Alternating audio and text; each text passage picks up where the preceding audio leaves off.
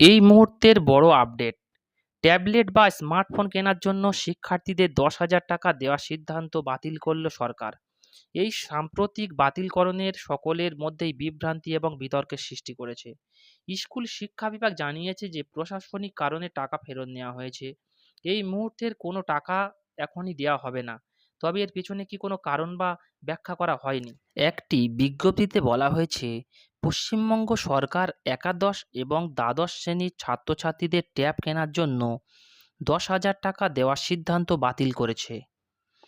রাজ্য সরকার যে এই টাকা প্রদান করার জন্য প্রস্তুতি নিয়েছিল এবং ট্রেজারিগুলিতে অর্থ পাঠানোর কাজ সম্পন্ন করেছিল, এখন সেই পরিকল্পনা সম্পূর্ণ বাতিল করেছে।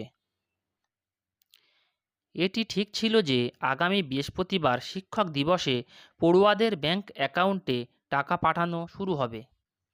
তবে শীর্ষ পর্যায়ের সিদ্ধান্তে এই পরিকল্পনা একেবারে শেষ মুহূর্তে পরিবর্তিত হয়েছে।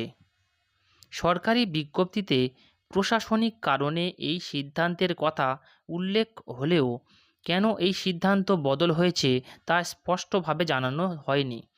এই প্রকল্পটি ২০২১ সালে করোনা পরবর্তী সময়ে শুরু হয় এবং তরুণের স্বপ্ন নামে পরিচিত।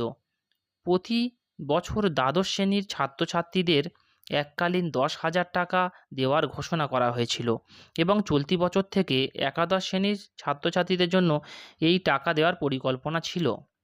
অর্থ দপ্তর অতিরিক্ত ৯০০ কোটি টাকা বরাদ্দ করেছিল এই প্রকল্পের জন্য। জুলাই মাসে রাজ্য সরকার এই টাকার বিতরণ সেপ্টেম্বরের প্রথম সপ্তাহে শুরু করার প্রস্তুতি নেয়। সব জেলার ট্রেজারিতে ১,৩৩৩ কোটি ৫৭,৯০,০০০ টাকা পাঠানোর নির্দেশ দেওয়া হয়। এর পরেও সোমবার আচমকা এই সিদ্ধান্ত বদল আসে এবং ২০২৪-২৫ অর্থবর্ষে এই টাকা দেওয়ার সিদ্ধান্ত বাতিল করা হয়।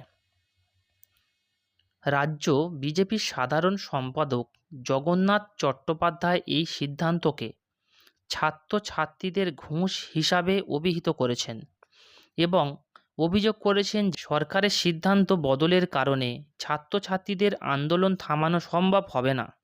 তৃণমূলের পক্ষ থেকে এই বিষয়ে এখনও পর্যন্ত কোনো প্রতিক্রিয়া জানা যায়নি।